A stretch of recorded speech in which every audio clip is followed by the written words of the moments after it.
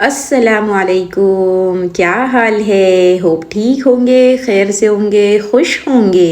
मैं है ना सहरी बनाने के लिए बाद में जाती हूँ, पहले नमाज दुआएं वगैरह पढ़ लेती हूँ क्योंकि माशाल्लाह सहरी भी काफ़ी लेट चल रही है हमारे, यानी 5:10 का टाइम है। तो बड़े आराम से बच्चों को 4:45 उठा लो तो 15 मिनट में उनका खा के डन हो जाता है। तो ये टाइम जो होता है ना बहुत कीमती होता है, इंसान दुआ हुआ मांगे आराम से अपनी इबादत के में मज़ा आती है। अच्छा, आज सहरी में मेरा दिल बोला कि भाई मैं अपने लिए नरम खिचड़ी बनाऊँ। ये नरम खिचड़ी है ना, हम लोग यानी अम्मी हम लोग को बना के दिया करते थे शादी से पहले तक, आराम से। अब सब भाई बहनों की फेवरेट थी और सुबह सुबह गर्म ही बनाते थे, ऐसा नहीं कि बना के रख दिया फिर भून लिए, सुबह गर्म। तो आज बस मेरे पास टाइम भी था तो मैंने सोचा चलो चढ़ा देते, और ये कुकर में ज़्यादा टाइम भी नहीं लेता है। तो मैंने चावल और दाल दोनों को लेके, थोड़ा पानी इसमें ज़्यादा डलता है तो पानी ज़्यादा डाल दिया और उसको प्रेशर के लिए रख दिया। 10-12 मिनट का प्रेशर दिया है, साथ में चाय भी चढ़ा दिया है। मैं रात में ही बच्चों से पूछ लेती हूँ बेटा वो सहरी में क्या खाने वाले हैं, तो उन्होंने अंडे खाया था तो अंडे का कुछ एक्सपीरियंस अच्छा नहीं रहा, तो उन्होंने आज कहा कि अम्मी आज है ना हम लोग को ये गार्लिक ब्रेड बना के दे दो। तो यही मस्के में मैंने थोड़ा गार्लिक का पेस्ट डाला है और रेड चिली फ्लेक्स डाले। कोतमीर नहीं था तो वो अवॉइड कर दिया। बस ये सब अच्छे से लगाकर मैं ओवन में थोड़ी देर रख दूंगी, 10 से 15 मिनट में हमारे पान भी बेक हो जाएंगे। ये हमारी खिचड़ी डन हो चुकी, मैंने स्टीम को रिलीज़ कर दिया है। ये मैंने इस पे वीडियो भी बनाया है कि इस कुकर के क्या फ़ायदे हैं। इंस्टेंट जो कुकर होता है ना तो उसमें पानी वगैरह बाहर नहीं आता और बड़े अच्छे से जल्दी खाना वगैरह बन जाता है। तो बस ये हो गई, अच्छी नरम सी है। अब मैं इसको निकालती हूँ। अच्छा, हम खाली खिचड़ी को नहीं खाते, इसको अगर इस तरीके से खा रहे तो उसको भूना जाता है। तो भूनते किस तरह है हम लोग उसको, हम थोड़ा तेल मैंने ऐड कर दिया है, तेल को थोड़ा गर्म होने दूंगी, थोड़ा नहीं मतलब अच्छा गर्म ही होने दूंगी। और यहाँ पर मैंने अक्खी लाल मिर्ची लिया है, आप चाहे तो हरी मिर्ची से भी भून सकते हैं। मेरी अम्मी के मईके में ना तो बिना भुने खिचड़ी खाते ही नहीं है तो हम लोग को भी वो आदत आई है थोड़ी। सो ये मैंने ये डाल दिया। जब तेल गर्म हो गया तो लाल मिर्ची को अच्छे से डाल दिया, उसकी यानी लाल मिर्ची जब भून गई तो ये जो खिचड़ी मैंने बना के रखी थी वो ऐड कर दिया। फिर अच्छा सा मिक्स देना है और 2-3 मिनट आप धीमे आंच पे रख दे। मज़ेदार से आपकी, हम इसको कहते हैं भुनी हुई खिचड़ी बन के तैयार हो गई। ज़रूर ट्राई करिएगा, बताइएगा कि कैसी लगी। कभी कभार हम चावल भी भाई सहरी में खा लेते हैं। तो बस अब चलते हैं बच्चों को उठाने के लिए। अस्सलामुअलैकुम, आहिस्ते आहिस्ते बेटा, आहिस्ते आहिस्ते। अल्हम्दुलिल्लाहिल्लज़ी अहयाना, जो बड़ी चाहे कोरस आहिस्ते। चलो उम्मी, चलो बेटा सहरी, चलो उठ जाओ बेटा। अमजदू चल मेरे करो सुन, चलो हो गया। अब सहरी करने का टाइम। गर्मा गर्म खिचड़ी है और उस दिन का कीमा भी फ्रिज में रखा हुआ था, तो कीमा उगनी भी और खिचड़ी माशाल्लाह क्या ही बेहतरीन अल्लाह ने सहरी कराई है। बच्चों का गार्लिक ब्रेड और चाय उनकी हो गई। आप बताइएगा कि आप लोग ने सहरी में क्या खाया पिया है। बच्चे स्कूल चले गए और मैं भी अपने घर के कामकाज से फ्री हो गई हूँ। और आज है जुम्मा, यानी रमज़ान भी और जुम्मा भी, कितने बरकत वाला दिन है। तो बस फिर उसी की तैयारी। मैं अब पढ़ने बैठूंगी कुरान। लेकिन मैं बताऊँ कि पनामा में है ना गर्मी का सीज़न चल रहा है, लेकिन टॉप फ्लोर होने का फ़ायदा ये है कि हवादार घर होता है। माशाल्लाह बहुत ज़्यादा हवाएं चल रही थी, तो हवा का आना भी अल्लाह की बहुत बड़ी नियामत है। पनामा में 2 ही सीज़न होते हैं, एक बारिश का और गर्मी का। ठंडी का सीज़न हमारे पनामा में आता ही नहीं है। तो अभी फ़िलहाल जो गर्मी के सीज़न में रमज़ान स्टार्ट हुआ है ना, तो अब ये काफ़ी साल तक जाएगा। अल्लाह हम सबको हिम्मत ताकत दे कि हम गर्मी के रोज़े भी उसी शौक़ और ज़ौक़ के साथ रख सके जैसे आसानी में हम रखते हैं। अच्छा, फिर कुरान पढ़ने बैठी थी तो एक आयत पे हम बात करने ही वाले थे। तो ये आयत का छोटा सा टुकड़ा है, मैं उसके बारे में बातचीत करूँगी इंशाल्लाह। कि सूरह आल इमरान 3 पारे में है। उसमें हज़रत मरियम अलैहिस्सलाम की जो अम्मी थी, जब वो प्रेग्नेंट हुई तो उन्होंने नियत की कि अल्लाह मेरे पेट में जो भी है ना मैं उसको आपके रास्ते में लगाऊंगी, यानी दीन की खिदमत के लिए उसको रख दूंगी। जब बच्चा पैदा हुआ तो बेटी थी, तो कहती अल्लाह ये तो बेटी है। तो अल्लाह कहते हाँ हमको ज़्यादा मालूम है कि वो बेटा है या बेटी है। फिर अल्लाह ने जो डिस्क्राइब किया ना वो लिखा हुआ है, देखे वलैसा ज़करु कल उन्सा, के बेटा नहीं है या लड़का नहीं है लड़की की तरह। हम लोग जब बोलते हैं ना तो हम लोग बोलते हैं कि बेटी नहीं है बेटे की तरह, लेकिन जब अल्लाह बोल रहे हैं ना तो अल्लाह बता रहे हैं मरियम सलाम के बारे में कि ये जो बेटी है ना वो बेटों की तरह नहीं है। चलिए इसको और डिटेल से थोड़ा मालूम करते हैं कि हमारा माशरा तो वो माशरा है जो बेटों के लिए वजीफे कर रहा होता है कि किस तरीके से बेटे हो जाए। अच्छा, बेटी होने को हमारे यहाँ आप माने या नहीं माने, जो हमारा कल्चर है पाकिस्तान इंडिया का जो कल्चर है ना, वहाँ बेटी होने को हमेशा से एक मतलब अजीब ही चीज़ समझा गया है। अब वो क्या खुशी नहीं होती जैसे कि बेटे होने पर होती है।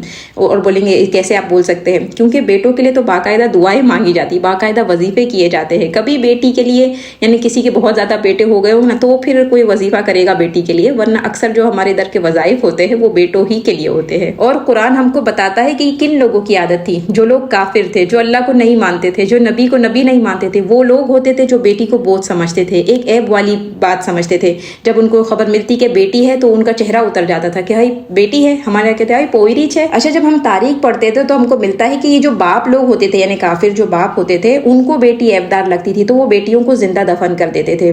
तो फिर उस पर आयत नाजिल हुई कि ऐसा ये बड़ा गुनाह है वगैरह। लेकिन हमारा माशरा वो हो चुका है जिसमें औरत ही औरत को ऐब समझ रही है। यानी वो पहली माँ होती है जो चाहती है कि बेटा हो, बेटी ना हो। फिर दूसरी उसकी सास होती है जो चाहती है बेटा हो, बेटी ना हो। तो पहले तो आदमी औरत को बुरा समझता था, बेटी को। लेकिन ये अजीब बात हो गई कि औरत होकर भी वो बेटी को बुरा समझ रही है। बेटियों की तो कितनी फजाइल बताई गई है, आप एक नहीं दो नहीं, आपको कितनी हदीसें मिल जाएगी। हदीस का मफहूम है कि ना किसी की 3 बेटियां हो, अच्छी परवरिश किया हो तो जन्नत में दाखिल हो जाएगा, मेरे साथ जन्नत में होगा। किसी का बेटा बेटी थी और दोनों में उसने कोई यानी कंपेयर नहीं किया और किसी को यानी बेटे को तरजीह नहीं दी तो वो जन्नत में जाएगा। देखिए, बेटा बेटी दोनों अल्लाह की तरफ से नेमत और रहमत ही है। लेकिन आप बताएं क्या बेटों के लिए ऐसी कोई हदीस है कि भाई जिसके 3 बेटे हो उसको जन्नत मिलेगी या जिसके 6 बेटे हो उसको जन्नत मिलेगी? नहीं, ऐसी कोई हदीस नहीं है। लेकिन हमारा जो अमल हो गया है, जो शैतान ने हमारा दिमाग फेर दिया है, वो ये हो गया है कि हमको बिना ऐब वाली चीज़ यानी बेटी का होना कोई ऐब नहीं, लेकिन हमको वो ऐब लगने लग जाता है। अगर किसी के यहाँ शुरू में 2 बेटी हो जाए और फिर तीसरा सब इंतजार करते भाई बेटा होगा, और अगर तीसरी होती है तो हम आगे से क्या बोलते हैं, कोई बात नहीं इंशाल्लाह अल्लाह बेटा भी देगा। ये क्या मतलब था? 3 बेटियां हो गई मतलब जन्नत की जमानत फिक्स हो गई, तो आपको तो खुशी में मुबारकबाद देना चाहिए। लेकिन हम सब में हम सब ये माशरे में है जो चाह रहे हैं कि भाई बेटा हो जाएगा ना तो वो कमा कर खिला कर देगा, एक सहारा बनेगा। तो अल्लाह तो ये बोल रहे हैं कि लैसा ज़करु कल उन्सा, कि बेटा नहीं है बेटी की तरह, लेकिन हम बोलते हैं कि बेटी नहीं है बेटी की तरह। ये अजीब और गरीब हमारे दिमाग के ख्यालात हो चुके, इसको बदलने की जरूरत है, वरना ये सारे वो अमल है जो जहन्नम का रास्ता हमारे लिए खोल के बैठे। तो बेटियों को बुरा समझना हमको छोड़ना पड़ेगा। हमारी नबी को भी हम देखते तो अल्लाह ने उनको 4 माशाल्लाह बेटियों से नवाजा था। तो जब मरियम अलैहिस्सलाम की अम्मी ने नियत कर ली थी ना तो अल्लाह ने उनकी बेटी से वो काम लिया जो बेटे नहीं कर सकते थे। अल्लाह से दुआ है कि अल्लाह मुझको, आपको और इस माशरे को ये तौफीक दे कि हम बेटियों को बोझ और ऐब समझना छोड़ दे, बल्कि उनकी पैदाइश पर भी वैसे ही खुश हो जैसे आपको जन्नत की गारंटी मिल गई। चले अफ्तारी की तैयारी करते हैं। यहाँ पर मैंने उड़द की दाल को है ना भिगाकर 1-2 घंटे के लिए रख दिया था। वो जब भीग गई ना तो मैंने उसको दरदरा पीस लिया है, यानी बहुत बारीक भी नहीं, अच्छा दरदरा पीसा है। अब उसमें मैंने थोड़ी सी हरी मिर्ची, थोड़ा सा अदरक का टुकड़ा यानी अदरक पीसी हुई, और जीरा और नमक, इतनी चीज़ें डाल दी है और बस अच्छे से मिक्स किया है। असल में तो ये मेदू वड़ा बनना चाहिए, पर वो मेदू वड़े का शेप मेरे से डलता वलता नहीं है, तो भाई हमको जो शेप आता है हम वो बना लेते हैं, इतना टेंशन लेते नहीं है। तो बस मैंने उसको साइड में रख दिया। और यहाँ पर जो हमने फ्रीज़र में आलू के समोसे बना के रखे थे ना, तो उसको मैं एयर फ्राई में फ्राई कर लूँगी वापस से, मतलब डीप फ्राई तेल वेल में नहीं करूँगी, एयर फ्राई में बड़े अच्छे से फ्राई होकर निकलते हैं। मैं अभी बताऊंगी थोड़ी देर में कि कैसे। लेकिन अगर आपके पास एयर फ्रायर नहीं है तो मैंने बताया था कि आप उसको वापस से डीप फ्राई कर दे, तेल को गर्म करके समोसे को डाल दे, बड़े अच्छे से आपके फ्रीजर वाले समोसे बन के तैयार हो जाएंगे। वो मेदू वड़े के हम भजिए बनाएंगे, कोई वो शेप नहीं देंगे, टेस्ट में कोई फर्क नहीं आता है, बस शेप का फर्क है। तो भाई हम इसी स्टेप को फॉलो कर लेते हैं। तो बस वही फ्राई करने रख रही हूँ। अगर आप इसको मेदू वड़े का नाम नहीं देना चाहते, आप उड़द की दाल के भजिए बोल ले, भाई कोई प्रॉब्लम थोड़ी है। अच्छा, इसमें कोई बेकिंग सोडा कुछ भी नहीं डलता है, क्योंकि वो दाल भी आपने आधे घंटे के लिए छोड़ दी थी ना पीसने के बाद, तो वो बड़ी अच्छी सी फूली जाती है, बहुत अच्छे लगते हैं। मेरे बच्चों को तो ये भजिए बहुत ही पसंद है, पर्सनली मुझको भी। अगर खोपरे की चटनी के साथ खाई जाए तो क्या ही बात है।